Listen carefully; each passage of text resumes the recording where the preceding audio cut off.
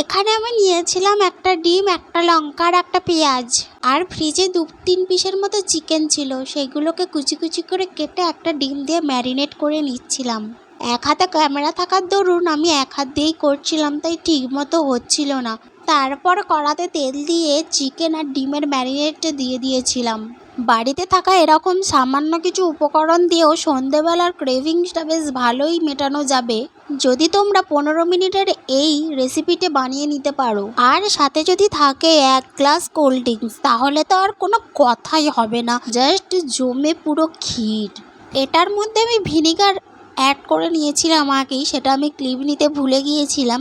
তারপরে দিয়ে দিলাম একটুখানি সয়া সস, তারপরে দিয়ে দেব একটুখানি একদম সামান্য পরিমাণের মতো চিনি।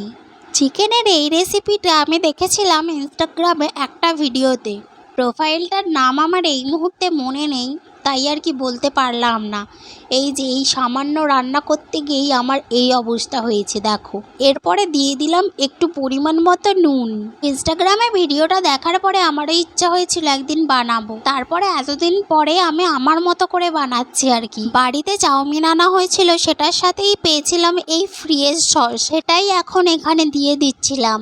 এই রান্নার জন্য তোমাদের বাইরে থেকে কোনো কিছু এক্সট্রা করে কোনো কিছু কেনার দরকারই নেই, জাস্ট বাড়িতে যা থাকবে সেইটা দিয়েই তোমরা কিন্তু একদম ঝটপট বানিয়ে ফেলতে পারো এটা। এরপর একটু ভালো মতো নাড়িয়ে চাড়িয়ে নিচ্ছিলাম। এরপরে মেশাবো আর একটা সস। এটা কি সস ভাই আমি জানি না, এটা ওই ফ্রি পাওয়াই সস। ভাবছিলাম এই সসটাও পুরোটা মেশাবো, কিন্তু ভয়তে আর মেশাইনি। এমনই সবুজ রঙের দেখতে, তাই আর কি আমি ভয় পেয়ে গিয়েছিলাম, তাই অল্প একটু মিশিয়ে বাকিটাকে সাইড করে দিয়েছি বাবা। এরপরে মিশিয়ে নিলাম একটু মরিচ গুঁড়ো। মরিচ গুঁড়ো এমন একটা জিনিস যেটা আমার সব খাবারের সাথেই মোটামুটি ভালো লাগে। ফ্লেভারটাই এত ভালো। তোমাদের কার কার ভালো লাগে মরিচ খেতে? আমার তো ভীষণ ভীষণ ভালো লাগে। তারপরে আবার একটু ভালো মতো নেড়ে চেড়ে নিচ্ছিলাম।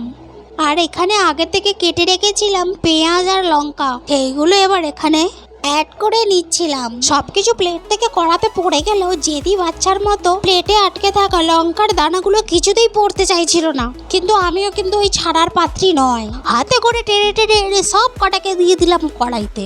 অ্যাকচুয়ালি কি বলতো, এই লঙ্কা পেঁয়াজ কুচিটা অনেকক্ষণ আগেই দেবার কথা ছিল, কিন্তু আমি ভুলে গিয়েছিলাম। কি আর করা যাবে, আফটার অল বয়স হচ্ছে তো বলো। তারপরে দিয়ে দিলাম সামান্য একটু বিট লবণ, আর বাড়িতে বহু যুগ আগে এনেছিলাম পিৎজা, তারই ছিল চিলি ফ্লেক্স, সেটাও এখানে দিয়ে দিলাম। আমার রান্না এখানে অলমোস্ট ডান। এবারে একটা প্লেটে আমি নামিয়ে নেব। তবে হ্যাঁ, তোমরা কিন্তু একদিন অবশ্যই এটা ট্রাই করো, আর আমাকে কমেন্টে এসে জানিয়ে যেও যে কেমন লাগলো তোমাদের এই রেসিপিটা।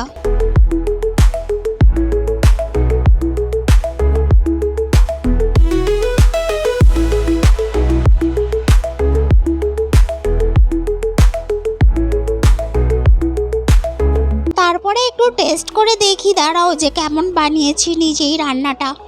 তো দেখলাম বানিয়েছি ভালোই। আমি তো ভাবতেই পারি না জাস্ট যে আমিও এত ভালো রান্না করতে পারি।